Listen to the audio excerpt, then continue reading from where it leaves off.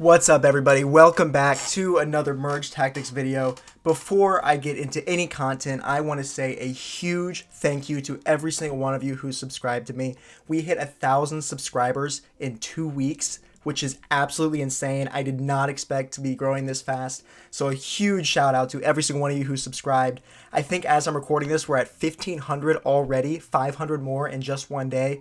So if you guys are not subscribed, please go ahead and hit that button. It means a lot to me, and it lets me know that you guys love my content and to keep making more videos. So what I'm going to do today, actually, is go back to some recordings that I've taken. Somebody in my comments said, hey, could you take a video or take a game and slow it way down, explain every single purchase and sale that you make? And so that's what I'm going to do today. I recorded 2 games earlier, both won first, both were very dominant wins, and I'm going to take you through every single step, every single decision in my head, kind of telling you how I think, breaking it down in a really slow motion. Before I do that, though, to whoever in my comments said I'm hard stuck at 3,500, I just played 5 games, won first in 5 games. I'm top 5,000 again, so there you go. I'm not washed. I just don't have time to grind because I work full time and I'm in school full time. But this right here is the first video. Let's hop right in. We're playing with Clear Mind, and I'll pause it when I need to. Start out here with an archer. I'm already thinking let's go goblins right away. So right there, I went ahead and bought a spear goblin, and then the next spear goblin came up, and I believe it came up at the same time as a goblin machine. Okay, yes. So I bought the spear goblin here to get the extra elixir to merge. Now I'm sitting at 2 elixir. I sold the archer, got 3 elixir, bought the dark goblin for the 3 elixir. Now I'm starting out the round before any combat with a 2-star spear goblin and a 1-star dark goblin. What that means is that I'm already activating the goblin trait, which is what you want to do with Spirit Empress to get yourself more elixir. Plus, I'm pretty strong already off the bat, so I'm probably going to take this first win and maybe even the second. So let's go ahead and go through this combat phase. You can see I'm spacing them out to maximize the damage they can do because the opponents are going to be walking to them across the field. I actually moved my dark goblin in there for some reason. I shouldn't have done that. But as you see, if I left it in the bottom right corner, the bard would have had to walk an extra tile, probably, if he survived. But he doesn't, because my goblins are too strong, and I think the archer actually beats me here because of the clan synergy. That's okay. Take a 2-hit loss. No worries. No harm, no foul. Okay, we're back in here. I go ahead and buy the second dark goblin.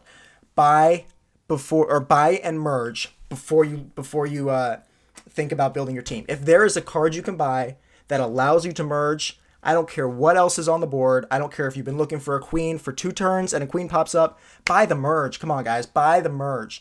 It's in the name of the game, Merge Tactics. That's what I think a lot of people get hung up on, is that they're not maximizing the capability of Spirit Empress by merging, buying, merging, selling, buying, merging, selling. So buy the merge before you buy another card. You see here, I got this merge. I got an extra 2 elixir. And now I get my free goblin, which is another at least 1 elixir if I sell it, but I'm probably going to keep it, so that's 2 elixir value.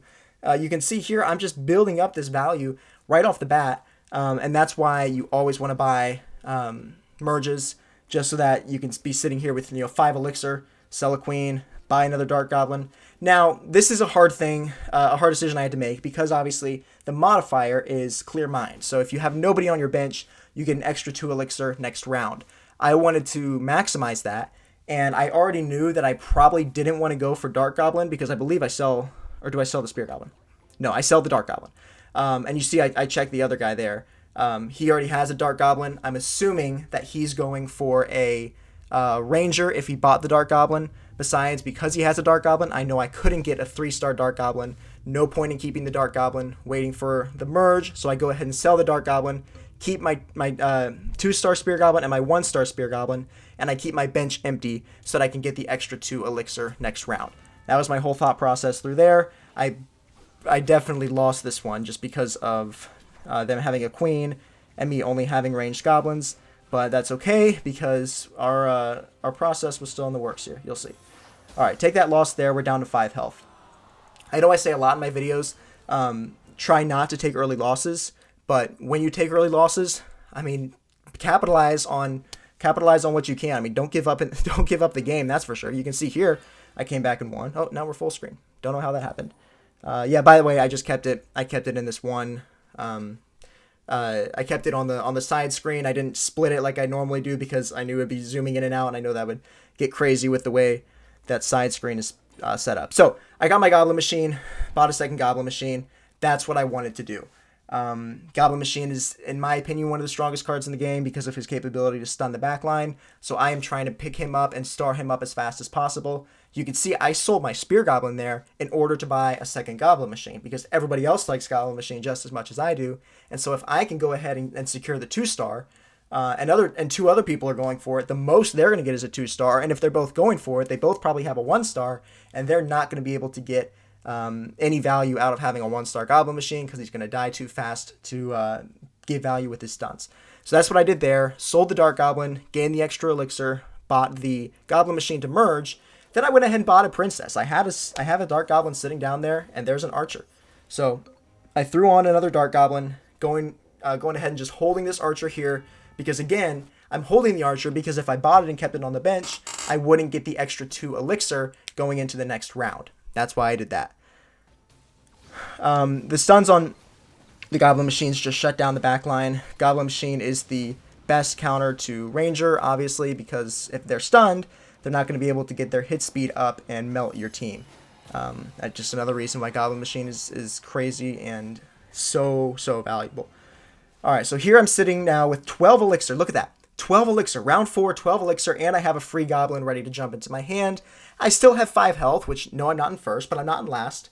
And I'm in a really good spot here to kind of pivot and formulate my team, finish formulating my team how I want to. So there's a Bandit right there, and there's my 4-star Dark Goblin. So what I'm doing right there, you might wonder why I'm buying these specific cards. I buy the expensive ones. That way you get the most value selling. When you're at this stage in the game and everybody's team is built up with a few 2-stars and all 4 people are still in the game, there's not going to be many cycles you can actually take and see a variety of cards because there's so many cards in play. So what I do at this point is I buy the most expensive card. That way I get the most back from the sale. So I bought a 4-star or a 4 elixir. Then when I'm ready to sell, I can sell it for 3 elixir. If I bought that Stab Goblin and sold it, then I would be spending 2 to make back 1. If I bought this Executioner and sold it, then I'd be spending 3 to make back 2. Just not as good of a trade, 5 for 3 as opposed to 4 for 3. Just my thought process when I'm cycling, when I know there's a lot of cards out there, buy the more expensive one and sell it. That's why I bought the Bandit. Same thing with the Mega Knight right here, buy it and sell it. Notice how I didn't sell the Bandit, because what if another Bandit popped up, then I could merge it. Merge. Keep cards on your bench so you can merge. It's the most important thing when you're cycling through your deck. Keep cheap cards, or any card really. If you don't have a need to sell it, don't sell it. Keep the cards on your bench so that you can have the opportunity to merge and get that extra elixir if it presents itself. I'm yapping so much. This is going to be a long video, but that's fine because I know that this is what you guys like to see. So if you guys will watch it, I will make it. Bought a Valk there, kept the Bandit, went ahead and sold the Bandit because I knew she wasn't going to provide me value without the without the Valkyrie or the Queen. So I went ahead and sold it, bought the P.E.K.K.A. P.E.K.K.A is a strong card, plus it gives Goblin Machine the Juggernaut shield. Giving him the shield, giving him the extra survivability is very important, especially when he's my strongest card, and he's just, not even gonna lose his shield to this Queen and the Bard because he's so strong. Pretty easy win here against this guy. If you can get the best frontline card and the best backline, you're gonna take some easy wins. And you can see I haven't lost since those first 2 rounds. So here I am, got my extra elixir from having a clear bench. Went ahead and picked up my free Spear Goblin and sold it so that I could buy the Archer. Bought a 2-star Exy. Now I have Ace with the P.E.K.K.A. It's not the exact final form that I wanted to go with, but I know my stars are strong, and being able to get the Ace trait and put that extra hit speed and damage boost on my Goblin Machine would be far worth it. Here I go, just throw in a Mega Knight instead, because having the extra meat on the front line is going to be better than having an extra backline troop. Executioner on his own isn't nearly as strong as he is with his thrower synergy, so that's why I did that. Now I see I'm facing a 3-star Queen here, which is quite intimidating. I know I don't really know if I can beat this one. I think I actually do, just because I get through her ability. Okay, so we take that win right there, up 5. Now we're looking at Just trying to star up as much as I can. There's a 3-star Mega Knight. Crazy right there. Go ahead and sell that to buy an expensive card, then sell it to buy the P.E.K.K.A. At this point, I think I'm pretty much done buying and selling for this round. So I'm going to go ahead and skip ahead and not waste your guys' time. Here's the content, or the combat. Just melting. The cards speak for themselves. It's against the dead guy. Okay, we'll skip the next buy and sell phase because, again, I don't do anything.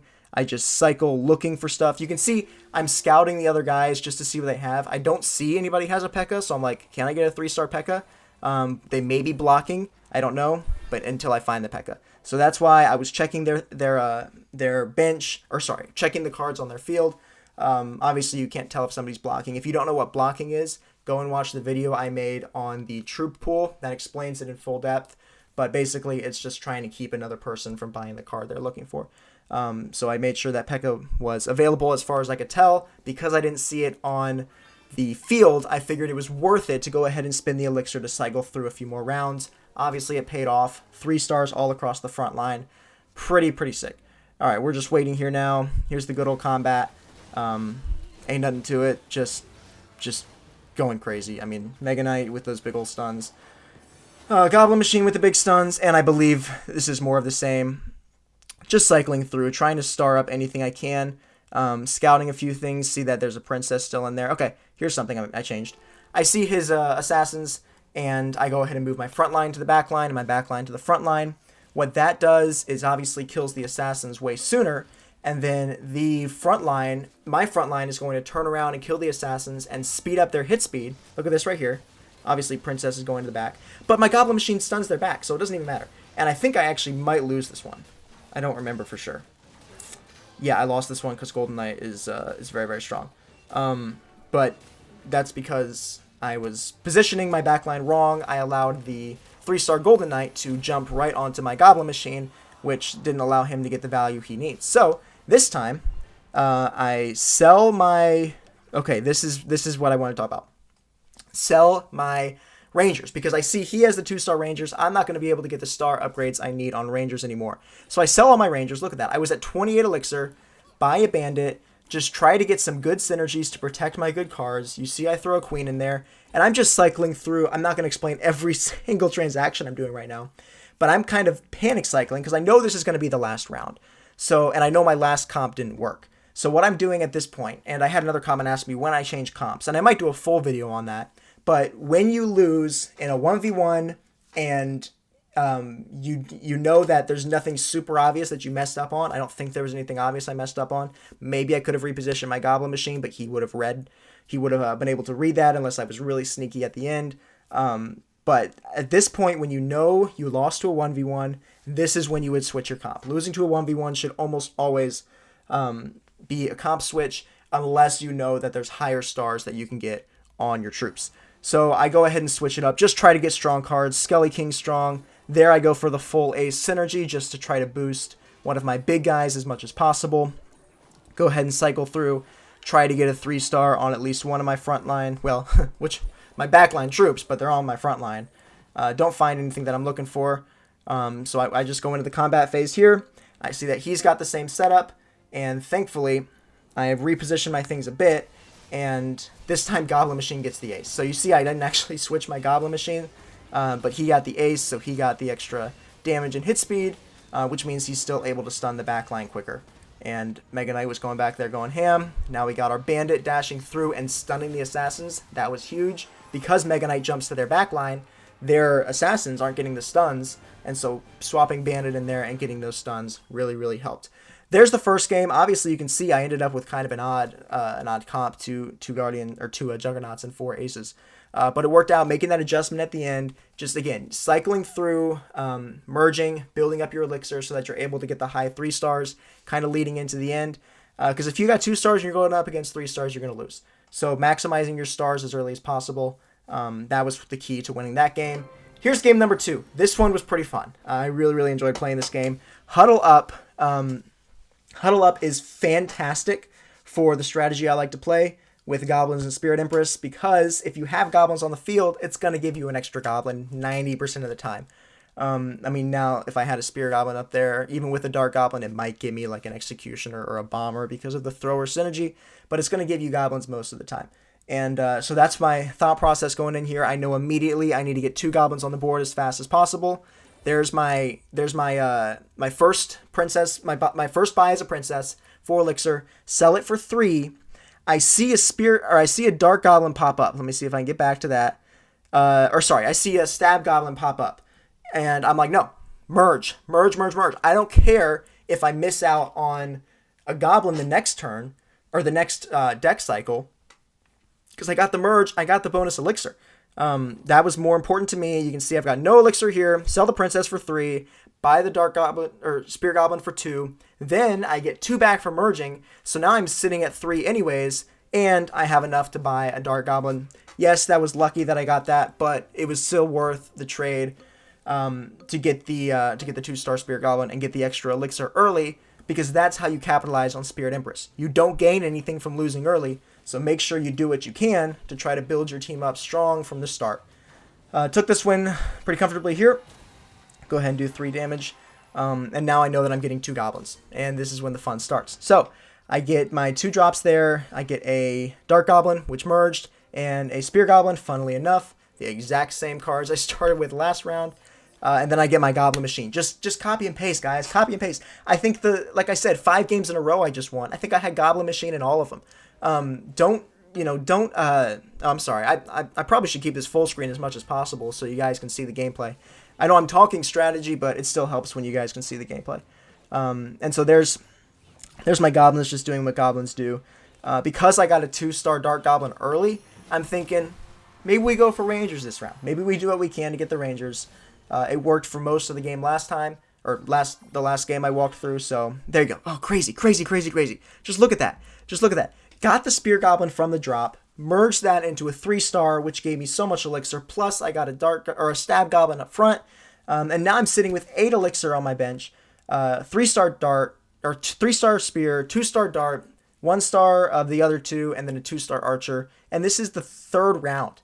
Guys, I'm so strong already in the 3rd round.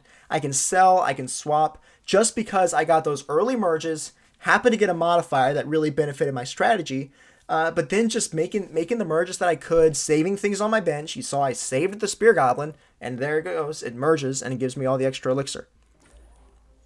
Again, buying the expensive cards that I can cycle through to what I want.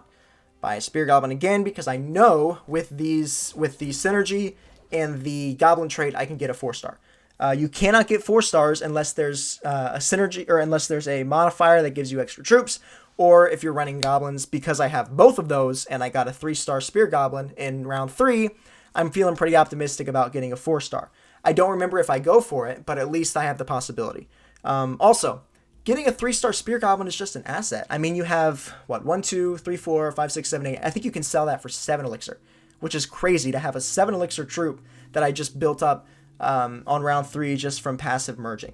So that's a really powerful asset. Don't be afraid to sell your high star cards, especially if they're 2 elixir and they don't provide you a ton of value in your team. Because let's be honest, what value is Spear Goblin providing on his own? I know I'm winning this one just because of well, I think I am.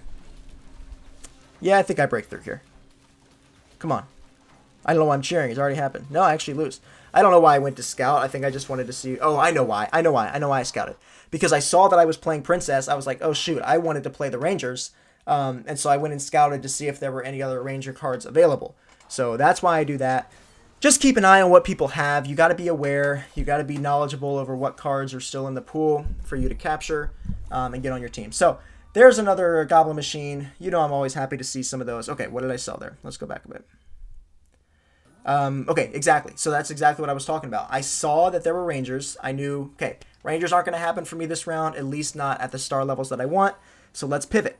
I go ahead and build up that Knight last turn to again give the Juggernaut bonus to my Goblin Machine. Now I'm thinking, look at my bench here, I'm thinking Assassins. Already got a Royal Ghost, already got a 2-star Stab Goblin, plus another one on the bench. Already got a 2-star Golden Knight out there. So I'm thinking Assassins. That's where I'm pivoting now. And with Assassins, and I might make a full video on this because I'll let it run through the combat. I might make a full video on this because I really love this comp. But Assassins are so strong with a front line, because assassins get into their backline. You don't need a backline. Assassins with crazy big cards on the front line that are just soaking up the hits from all of their troops, so valuable. Goblin Machine, Knight, Skeleton King, P.E.K.K.A, Mega Knight, so many good options to put up there. Giant Skelly. Okay, look at this, look at this, look at this, look at this. Bought my 4-star or 3-star Goblin Machine, plus I get 2 more guys on the bench. I bought my Spear Goblin to merge him, and then I got a Golden Knight from the puzzle piece modifier, giving you a troop that suits your team. Now I'm able to cycle and sell to get a Golden Knight. Went ahead and sold the Knight. Would have been cool to keep it so I could have the synergy with Golden Knight, but I wanted to go ahead and get rid of him because I already had the Juggernaut synergy with my Skeleton King and my Goblin Machine. So there you go. I'm buying another Royal Ghost just to keep on the bench. Considering selling Skeleton King, but he gives me too much value because of the Juggernaut and the Undead trait. I don't need Spear Goblin. I already have 2 goblins on there. I'm passively building my goblins. I believe at the end here, I just throw in another Royal Ghost because he's a broken card. And then we're going right into the back line with 4 troops. That's something to keep in mind of. You are limited to just 3 assassin troops. Oh, I forgot about this. Oh yes, this is insane. I'll finish my thought. You aren't limited to 3 assassin troops. Buy a 2-star of everything, and then buy 1 of extras, and you can just get them all back there. But this is insane. Golden Knight is crazy if he's big stars, because look at this. He kills the princess. Boom, boom, boom, boom, boom. He dashed to every card on the field. Absolutely crazy, just because he got that first kill. So I know that I put my Golden Knight on the biggest card in the back line, but 99% of the time, and that was probably a mistake, I'll just admit that, but 99% of the time, you want to have your Golden Knight jumping to their weakest card. Because if you get the kill on their weakest card, then he's going to start dashing, and things like that can happen pretty consistently if you know how to play your assassins. And I'll probably do a whole video on how to play assassins. There's so much you can do, even strategy-wise, like within the cards, positioning, being sneaky with it, swapping things out. There's just so many good comps you can do with them. Obviously, people in Diamond expect them when they see one of the cards in your field. Again, just I know I'm not explaining everything, but at this stage I have my team. I know what I want. If I could get anything else, it's going to be a knight or a prince just to take advantage of the second noble. But I'm just cycling to find cards that I can hopefully level up. Looking for another Royal Ghost, looking for 2 more Skeleton Kings, and looking for a knight or a prince. And that's why I have both down there, waiting until I can get another second. So here you go. Look at this. I did that to give them the shield. And then I swap my prince in, because now with having the 2 nobles on there, I get the extra damage to the troops in my backline, giving the extra damage to my Golden Knight, allowing him to kill their backline troop faster. And there he goes. Boom, dash, and he's already on the next. If you don't know how the dash... crazy. He's such a good card. Underrated. If you don't know how the dash works, as soon as he gets the final blow on an opponent, he dashes to the next weakest opponent and takes them out. Really, really, really strong ability. There you go. I get my 2-star prince there. Sell my bench, everything that I'm not going for. I don't know why I bought that Golden Knight. There's no way I'm getting a 4-star. Just trying to cycle through now, kind of build up my prince. Possibly see if there's another Royal Ghost in there. I don't think I end up getting either. Just keep cycling, just keep cycling. I see a prince, I see a Royal Ghost. Either I'm being blocked, or they just have the troops sitting on their bench, or in their hand. More likely than not, the troops are just in their hand and they're not cycling through. Again, just a crazy overpowered comp. I mean, if you get the 3 stars if you have more 3 stars than your opponent, odds are you're gonna win. And that's the biggest takeaway that I would say is take your time in the early stages trying to build up your cheap cards, because then you can sell them and flip them into better, more expensive cards. But just merge and merge and merge and merge.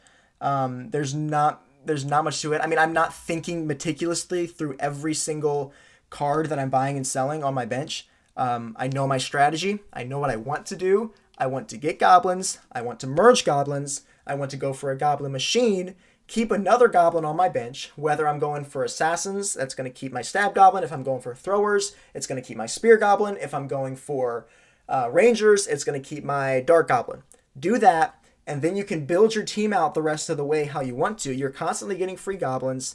You can build your team and take advantage of all the synergies. I'll make a video on tier lists for synergies, but I think the strongest comps are a maxed out 3 troop synergy and then several other partially filled out 2 troop synergies. And yeah, just go from there. Just get a high star goblin machine as soon as possible, and merge your goblins and just cycle to get the troops you can. Be aware of what other people have in their field, so that you're not trying to star up troops that you don't have available. Be aware that blocking is a thing, so if you cycle through your hand 4 times looking for something, you're probably not going to see it. I know I threw a lot of info there. Please ask questions in the comments if you are still confused on anything. And hopefully this gave you a glimpse into how I think through a video. If this helped you out at all, guys, please like the video. Again, thank you so much for 1,000 subs. It truly does mean the world to me. And I'm going to keep hitting you guys with content, so subscribe if you want to see more of it. I post every single day, 11:45 Eastern Time. Thank you guys for watching, and I'll see you in the next one.